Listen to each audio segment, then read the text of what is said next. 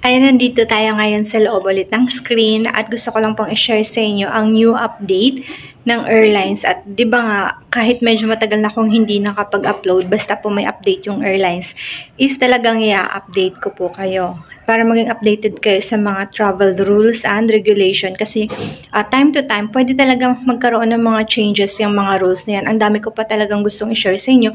Pero mas updated ako guys sa page namin under Wonderfly Travel Agency kaysa po dito sa YouTube sa ngayon. Kasi ang dami na pong clients since after pandemic, bumalik na po kasi sa normal yung biyahe, especially ngayong paparating na December 2024. Ang dami na din nag-a-avail ng mga tour package at maraming nakakaalam kung gaano po ka-legit ang Agent Lenny ninyo. Ayun, thank you so much for our YouTube channel dahil dito po talaga nagsimula, nagkaroon po tayo ng office dahil din po dito sa ating YouTube channel. So, hindi ko po makakalimutan yung mga supporters ko dito. So, gusto kong ibalik sa inyo ang support nyo through sharing sa mga new protocols. So, ito nga, merong pinost yung Cebu Pacific 3 hours ago.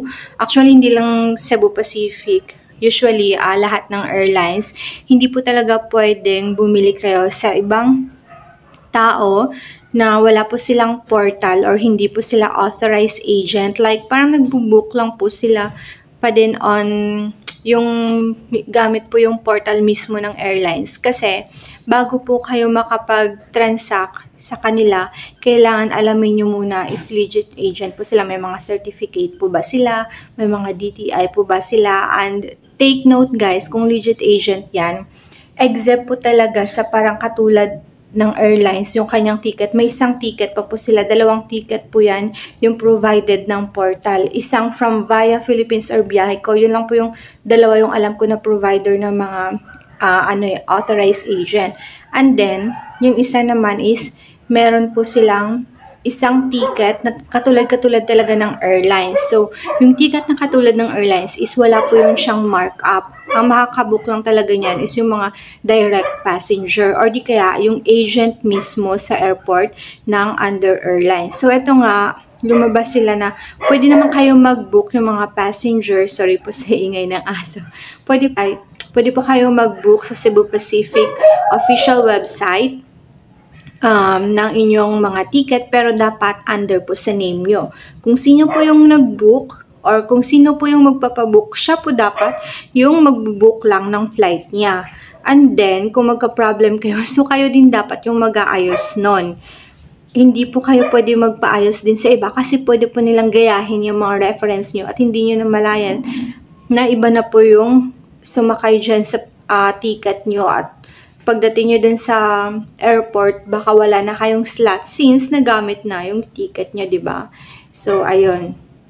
And then, they advise na kung pwede mag-book kayo sa authorized agent. Bakit? Kasi yung authorized agent, sila po yung makakagalaw ng ticket nyo o makakapag-ayos like alam nila kung paano mag-online check-in, alam nila paano gamitin yung mga travel fund, alam nila yung rebook, refund, add baggage or meals. Pero pag kayo po ay nag-book sa hindi legit agent, syempre sasabihin nilang wala kami yan, hindi namin yan ginagawa. Kasi nga, bago po nila ma-access yung account ninyo, may mga email pa dapat yan na under or proof na under sa kanila talaga yung ticket na ipaprocess nila.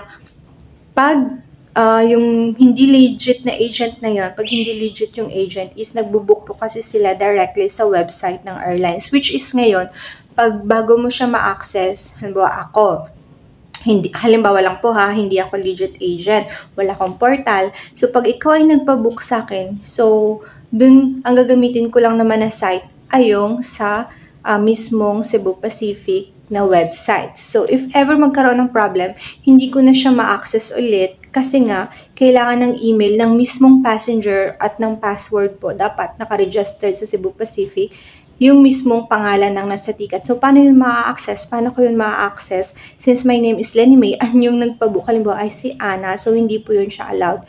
So, yun na po ang action na ginawa ngayon ng Cebu Pacific. So, mag-ingat po tayo dun guys sa mga unauthorized. Ang dami na po talagang nagsisend sa amin na nakapagpabook po sila sa hindi legit na agent, hindi po sila nakasakay ng plane. Ang iba, edited lang po yung mga ticket nila. So, sobrang sayang kasi yung isang Pax no, na nag-complain is 5K po yung binayad niya dun sa hindi legit. So, paano pa natin yun mahahabol?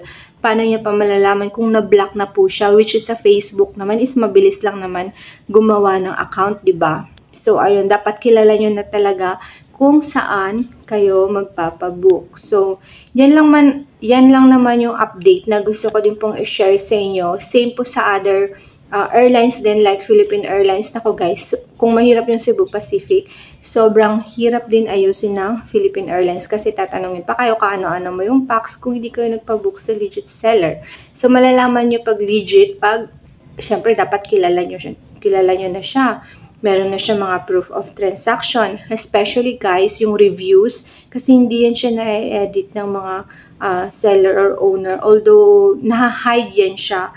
So, mas kampante tayo dun sa mga open po yung mga reviews nila. So, i-check nyo yon kung okay ang mga reviews, kung legit naman siya, diba? So, pag walang reviews, minsan hindi naman as in lahat na walang reviews is hindi po legit. Meron din namang walang reviews kasi hindi cooperative yung mga followers nila. So, check mo din or much better walk-in kayo sa isang agency para po sure na sure kayo na legit talaga sila. Yun lang naman yung mga kailangan yung malaman. Hindi din minsan applicable na nagtawag ka lang sa kanila or nag-call ka lang or nag-video call ka lang is legit na siya kasi pwede pa din na nag-video call ka pero ibablock ka niya after, 'di ba? Pwede din basta mahirap guys mag-book online kung hindi niyo po kilala. So nauunawaan ko yung mga passenger talaga na nagli-legit check. Much better din i-check nyo all accounts like Facebook kung may mga comment dun sa Facebook niya na nagpa-legit check siya since hindi yun ma-edit, okay? Hindi yun pwedeng gawa-gawa lamang. Yung kailangan madami siyang nagsasabing legit talaga siya. At yun nga, reviews, proof of booking, lahat yan. So, if you want pa, check nyo po sa DTI yung if register yung kanyang agency, di ba? So, yan lang po for today. Sana po na-inform ko po kayo about the new travel rules at abangan nyo din po kung ano po yung mga changes ng airlines. As of now, yan lang muna share ko sa inyo. Goodbye everyone! Thank you for watching!